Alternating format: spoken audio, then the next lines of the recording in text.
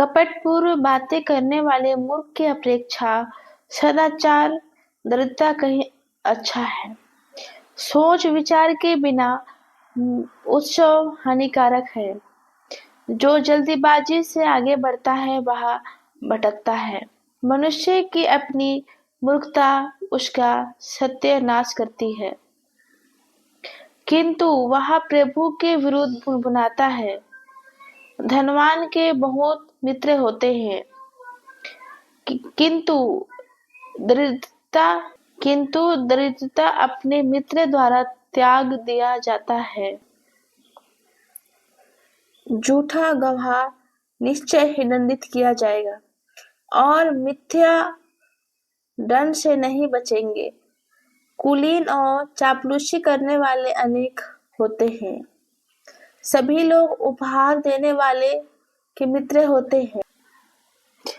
जब दरिद्रता के सभी भाई उसकी अपेक्षा करते हैं तो उसके मित्र उससे कन्नी क्यों नहीं कटेगी। वहां उन्हें पुकार पुकार कर बुलाते हैं, किंतु वे उनके पास नहीं रुकते।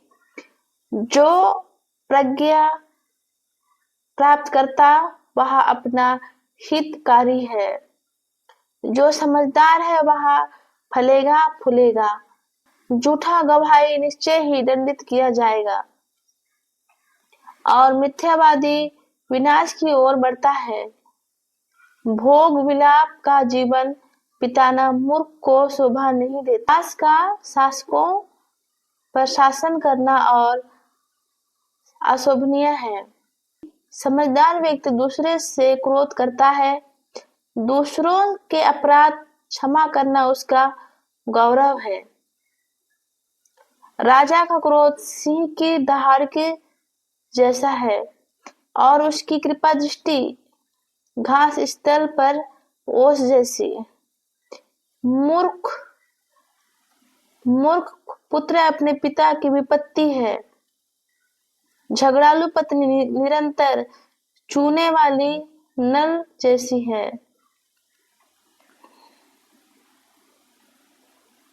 और घर और संपत्ति पूर्वजों की विरासत है, किंतु समझदार पत्नी प्रभु का वरदान है। आलस्य मनुष्य को गहरी नींद में सुलाता है। आलसी का पेट भूखा रहता है।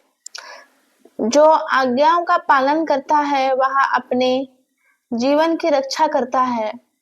जो अपने आचरण का ध्यान नहीं रखता वह मर जाएगा। जो दरिद्रों पर दया करता वह प्रभु उसे उसके उपकार का बदला चुकाएगा। अपने पुत्र को दंड दो, इसी में उसका कल्याण है। उसके मृत्यु का कारण मत बनो। क्रोधी को अपने उग्र क्रोध का फल भोगना पड़ेगा। यदि तुम उससे उसकी रक्षा करोगे तो बराबर ऐसा करना होगा।